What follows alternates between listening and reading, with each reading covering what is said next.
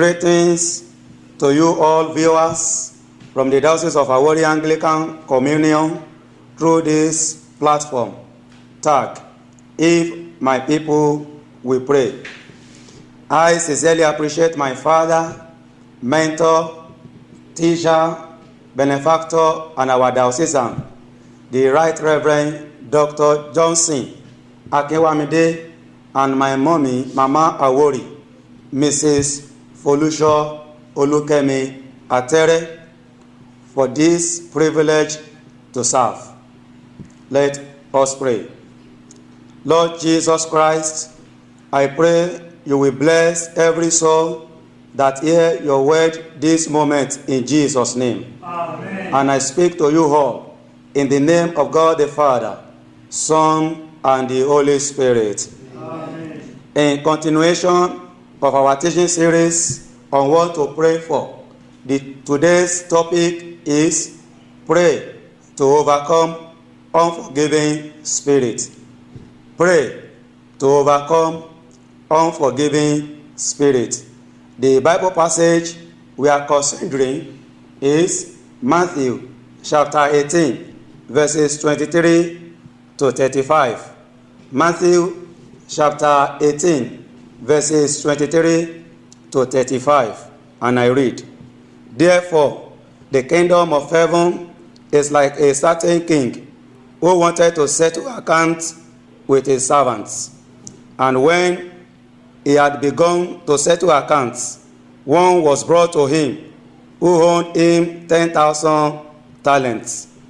But as he was not able to pay, his master commanded that he be sold with his wife and children and all that he had, and that payment be made. The servant therefore fell down before him, saying, Master, have patience with me, and I will pay you all. Then the master of that servant was moved with compassion, released him, and forgave him the debt.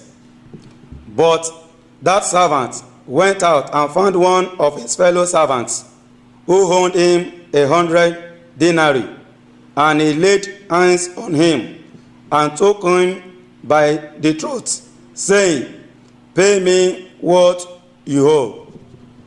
So his fellow servant fell down at his feet and begged him, saying, Have patience with me, and I will pay you all.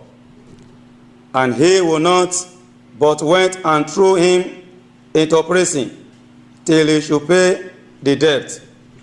So when his fellow servants saw what had been done, they were very grieved, and came and told their master all that had been done. Then his master, after he had called him, said to him, You wicked servant, I forgave you all that debt, because you begged me. Should you not also have compassion on your fellow servants, just as I had pity on you? And his master was angry, and delivered him to the torturers until he should pay all that was due to him. So my heavenly Father also will do to you, if each of you from his heart does not forgive his brother his trespasses. To every action of man, there is a spirit behind it. May I also inform you that an unforgiving spirit can destroy the joy of the Lord in your life. George Herbert said, and I quote, He who cannot forgive others breaks the bridge over which he must pass himself. Unforgiving spirit destroy like a growing cancer. With it, you cannot live a victorious Christian life. It is a poison to your soul, and it will only destroy your joy. We must know that offense must come, because we are all human and we have our differences. And again, many people will offend you because they envy you. They don't see anything good in your efforts. All is to run you down.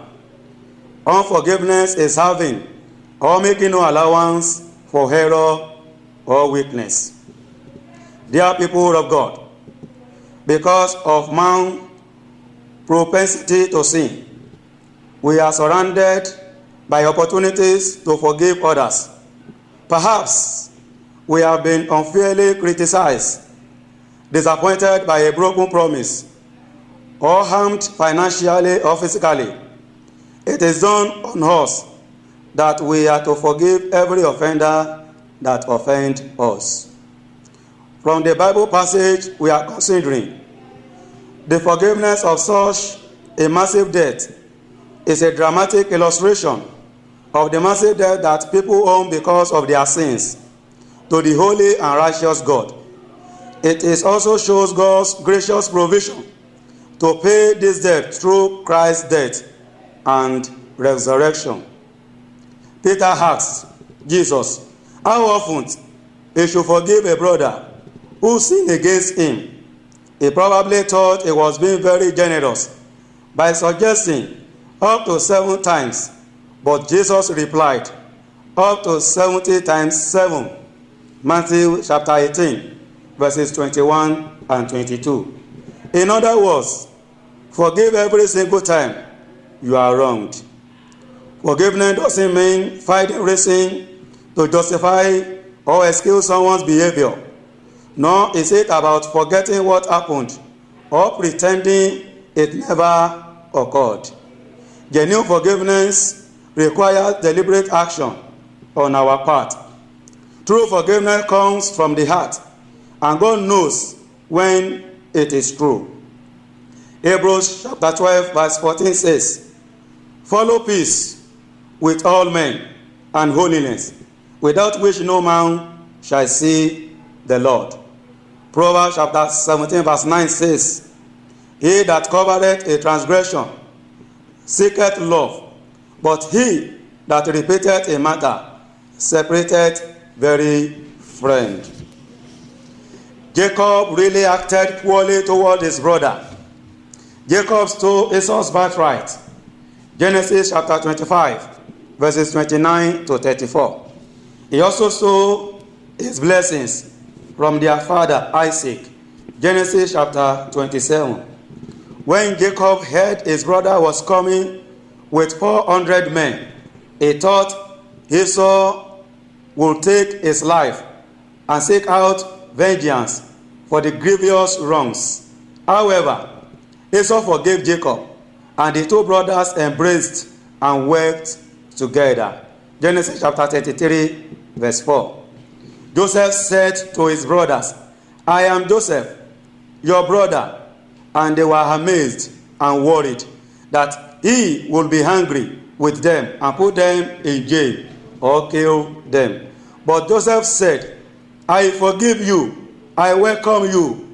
Bring our father and all your wives and children to Egypt and live here with me. Genesis chapter 50, verses 15 to 21. Despite all they have done to him.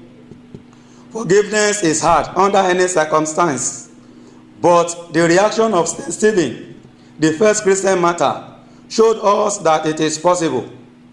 He who, after he preached and was attacked and stoned to death, cried unto God not to hold it against them.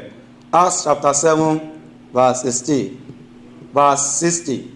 Jesus, our perfect example, showed us and taught us forgiveness by demonstrating it on the cross after he had suffered for the sin he had not committed, cried out unto God that, Father, forgive them, for they don't know what they are doing. Luke chapter 25, verse 34.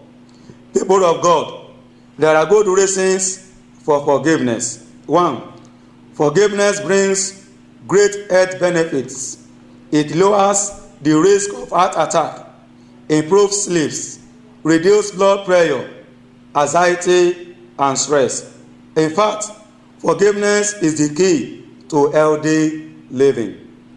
Forgiveness brings inner freedom and tranquility. Forgiveness opens doors for answered prayer. Forgiveness is a spiritual exercise and sacrifice which is necessary for us to make heaven.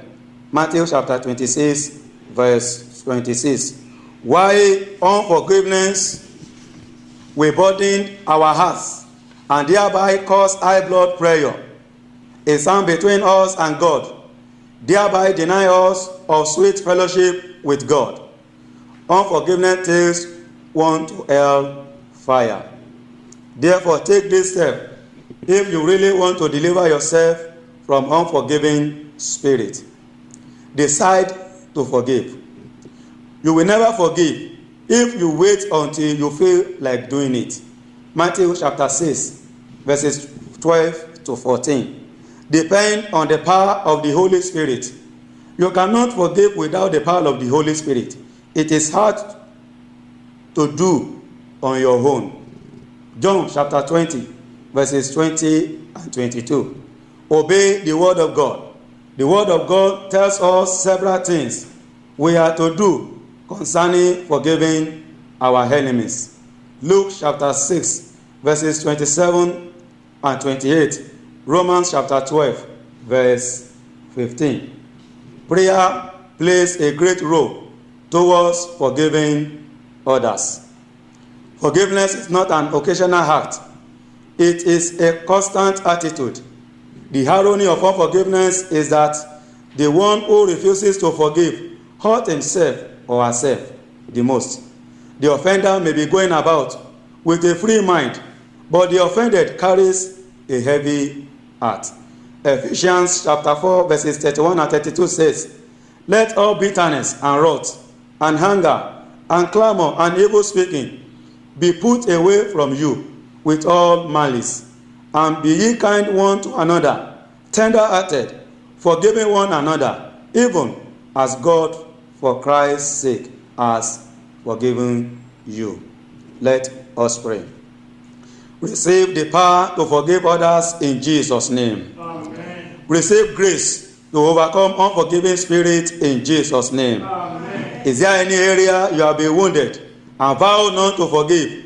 I pronounce healing upon the wound in Jesus' name. Amen. Whatever you have been denied of because of unforgiving spirit, receive them now in abundance in Jesus' name. Amen. In Jesus' name we pray. Amen. Join us tomorrow at 5 p.m. for another wonderful time in His presence. You are blessed in Jesus' name. Thanks for watching.